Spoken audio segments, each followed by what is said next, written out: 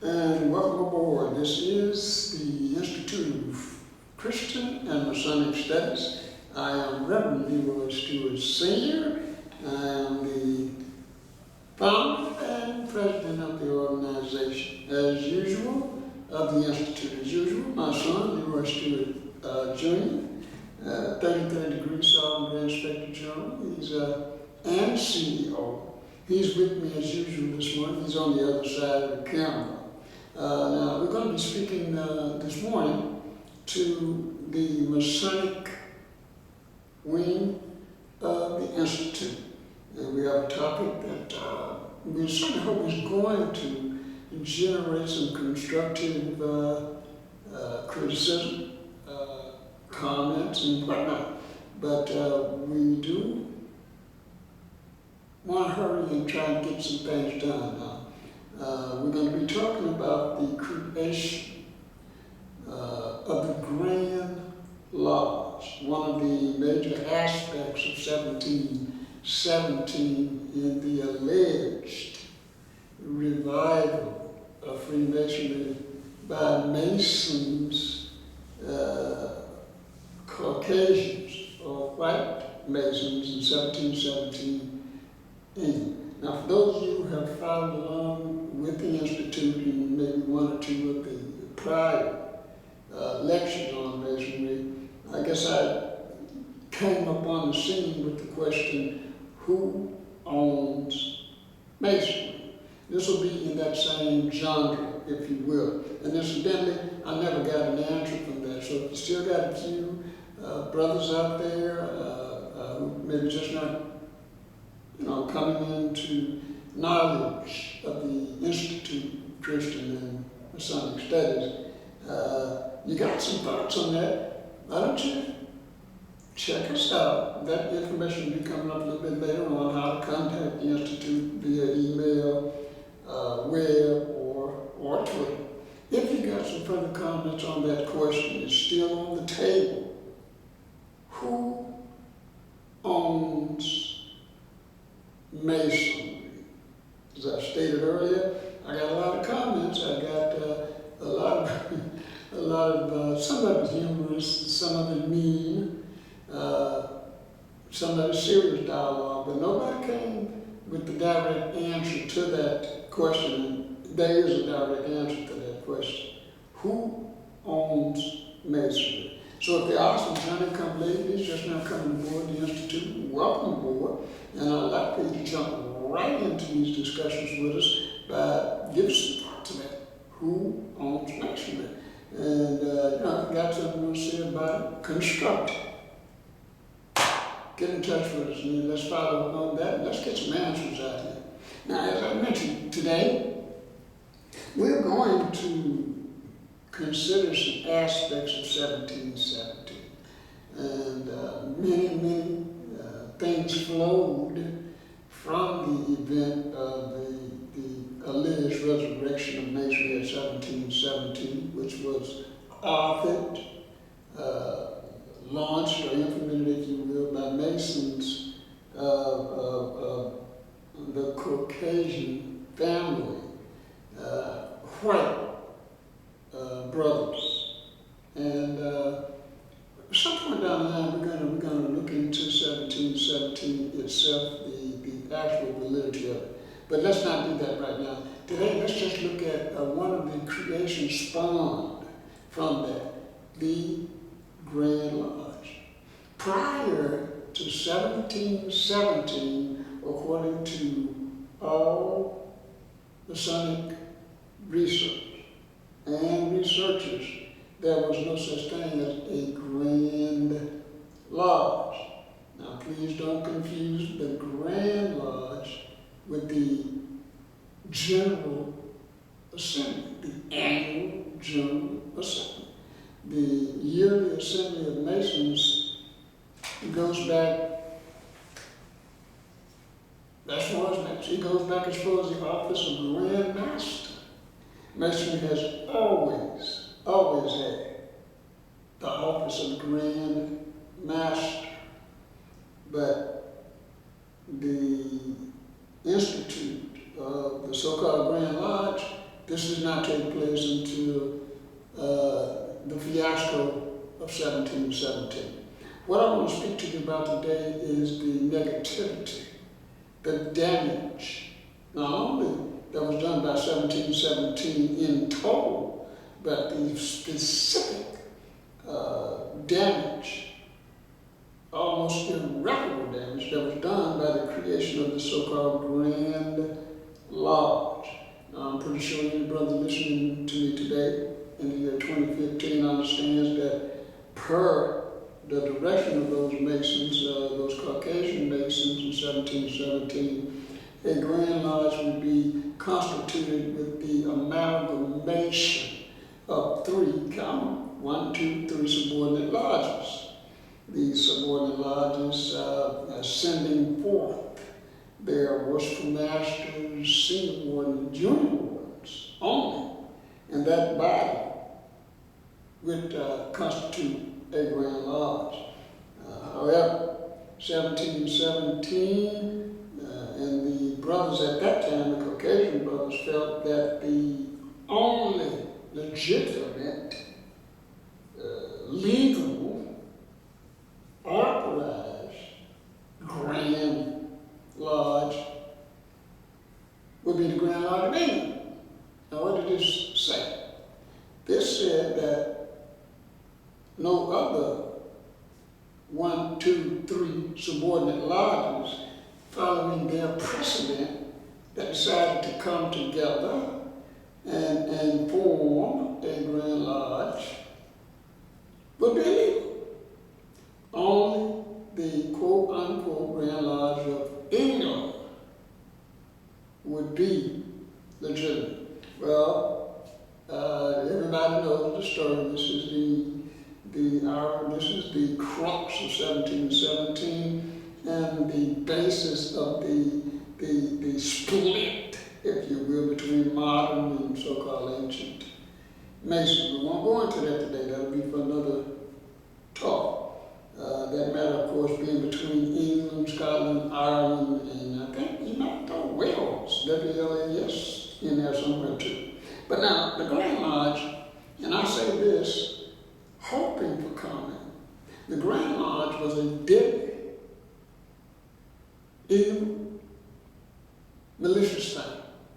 The Grand Lodge is set forth, created, brought into existence by the Caucasian Masons of England, 1717, promoted division, separation, and unfortunately, eventually, racism. Hear me out now. Before anybody decides you want to, jump over there on the keyboard and start spinning things, I want you to stop and think about it. Here's what I said. Don't misquote me. With the invention or creation of the Grand Lodge, it proved to be decisive, disruptive, and eventually it brought racism into Freemasonry. And all that on the backdrop again of that question. Who owns Masonry?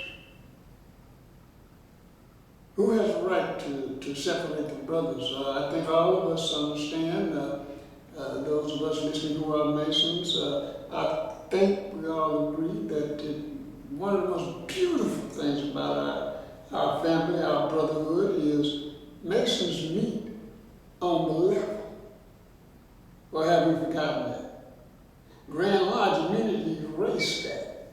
In theory, we could no longer meet on the level. Another bad part about that is, along with the revival in itself, the general institution of 1717, what about the other Masons around the world? Not just in continental Europe, not just in England and Ireland and Scotland and Wales and France perhaps. What about the Masons in India? What about the Masons in North, South America? Or you say that they hadn't been discovered yet or hadn't been colonialized fully or hadn't been missionized fully? It doesn't matter. There were Masons there. Now you're going to say, oh, you're speculating. And I'm going to say that Masonry has been among men long before England ever existed. I'm going to say that Masonry and the Brotherhood of Masonry has been in existence long before any of the countries that came together. Eventually, 1813, and united as the United Grand Lodge of England, still promoting disharmony, divisiveness, and again, eventually racism. Everybody out there listening to me this morning, if you'll be honest with yourself, if you love Masonry like I do, it's a shame. The invention of the Grand Lodge totally nullified the very word brotherhood. I believe that Masonry, the philosophy of Masonry, rests on three pillars of fatherhood of the one God, the brotherhood of all men, not just Caucasians,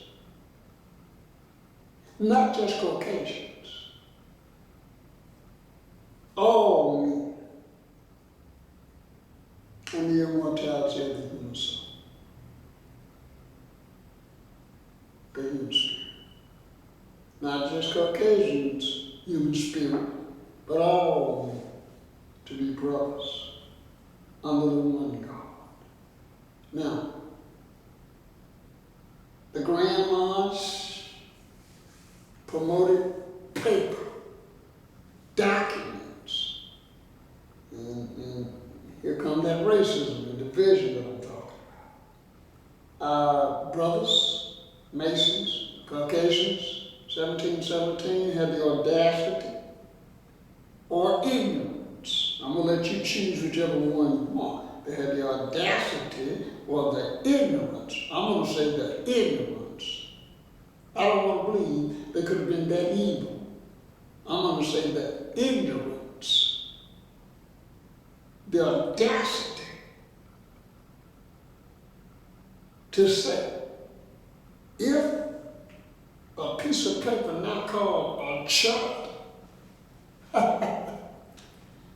was not issued from the Grand Lodge,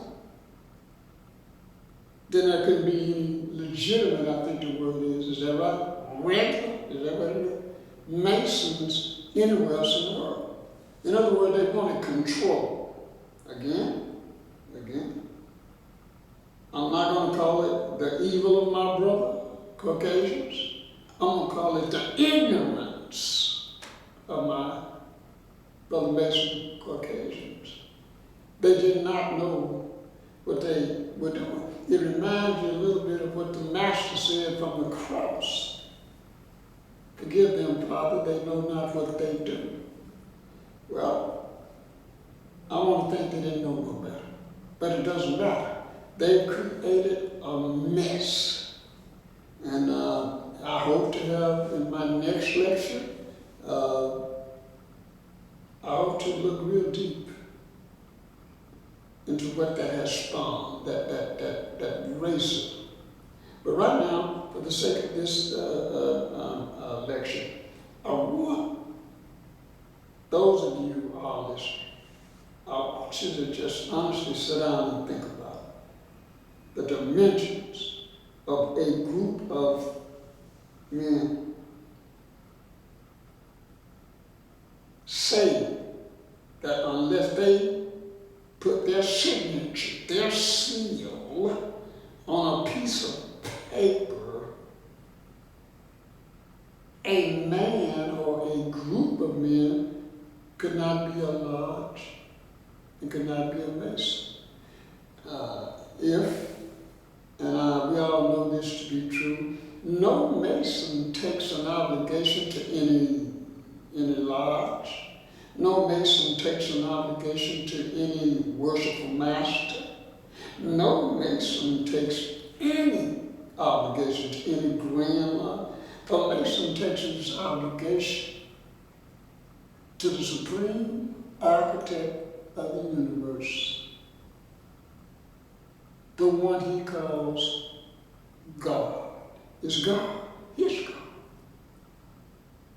The Masonic obligation binds that man to a life of service to God himself. It does not bind that man to a life of service of any group of men, any organization, any fraternity, but to God himself.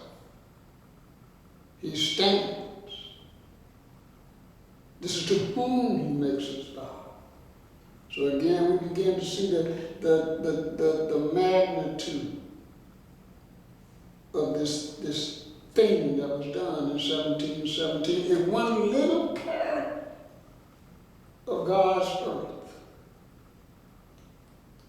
which has come in the year 2015 to have affected so many good men known as Masons.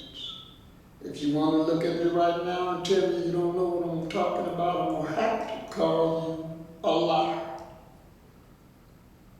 Every one of us know you got Masons who are black that can't go to lodges of Masons who are white. You got lodges of Masons who are Oriental and on and on and on that are not meeting on the level. All this came from the invention, creation of grand lodges in the aftermath of the debacle of 1717.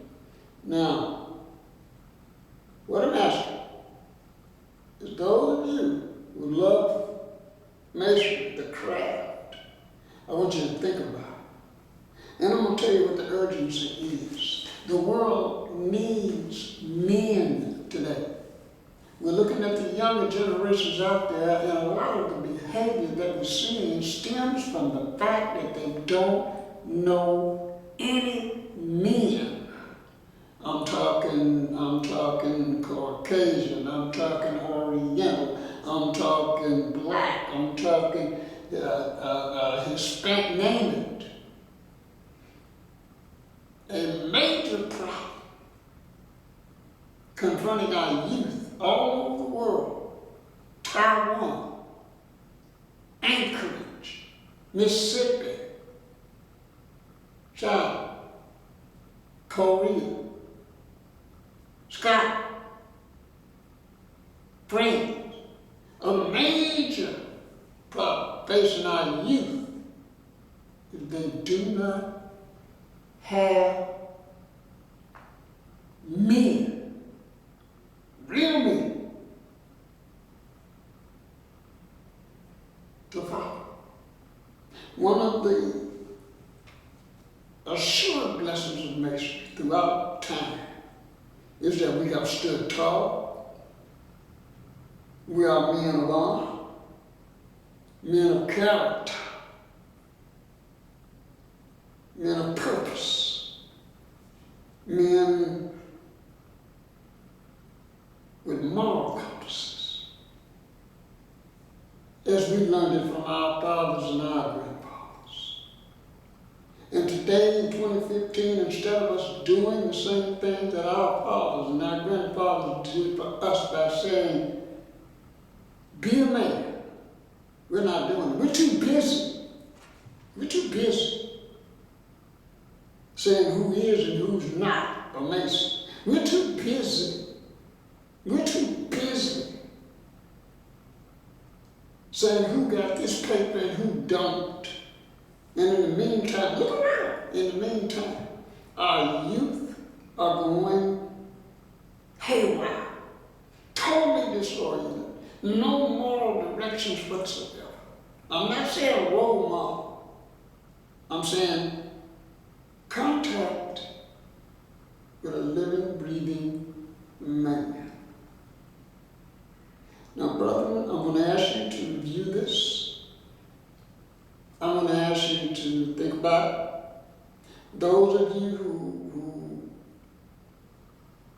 can't see this in its depth, I'm going to ask you, don't bother to contact the Institute. The days of commenting negatively, the days of spiteful response, the Institute has no more time for that. Anyone anywhere on earth, and technology lets us do that now, who has heard this lecture, will give us some thought. I'm inviting you to contact the Institute of Christian and Masonic Studies. We're on the World Wide Web, we're available through Twitter, we're available through email. And my CEO and son will make all of this information available to you at the conclusion of this lecture, which is just right about now. We're going to ask those of you who are sincere in saying now, okay, Brother Stewart, Brother Reverend Stewart, you put another good issue out there. Okay, now let's start talking about some solutions. What can we do to change it? Those of you brethren out there who may have some thoughts like that, come on, get in touch with the Institute. And I'm going to ask you that you're going to be sending that information, if you will. I want you to get in touch primarily with the Lodge of Research number 7. This would be SET Lodge of Research number 7. That's SETH Lodge of Research number 7. You can get it on Facebook, you can get it on Twitter, and as well as the Institute of Christian and Masonic Studies. So let me tell you the connection real quick before I go. My son and CEO on the other side of the camera, Leroy Stewart Jr., as I mentioned, is a 33rd degree sovereign, Grand, Inspector General, Freemason. He is the worshipful master. About that, I'm talking about a proud dad. He is the worshipful master of SETH, Research Lodge number 7. He also has affiliation with various other research agencies, I think the Phylaxis Society, and so on and so on and so on. If you're serious, contact SETH, Research Lodge number 7, Worship Master, U.S. Student Jr., 33rd degree. Or certainly contact the Institute of Christian and Masonic Studies. I direct it to the Research Lodge because, as you know, the Institute of Christian and Masonic Studies is not all Masonic. We reach out to the church as well as the lodge. Well, you got the basic information you need from me. I've laid it on the table. I say Grand Lodge was a very, very bad thing. I refuse to say that our Masons, our Caucasian Masons, I refuse to say that they did this with evil intent. I prefer to say they were simply ignorant of what they were planting.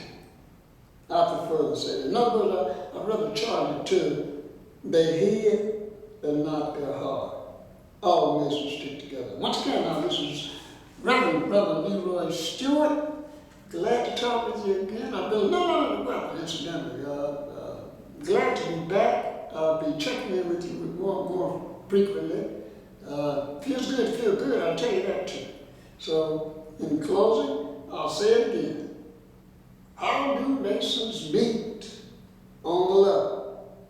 How do Masons act on the plumb? And how do they part? Freeze. As we go further into this, we're going to get to a point where eventually I'll be able to tell you a few of the real secrets of Masonry. Bear that question in mind. How do Masons part? Until next time, Reverend Leroy Stewart Sr., Institute of Christian and Masonic Study. Farewell.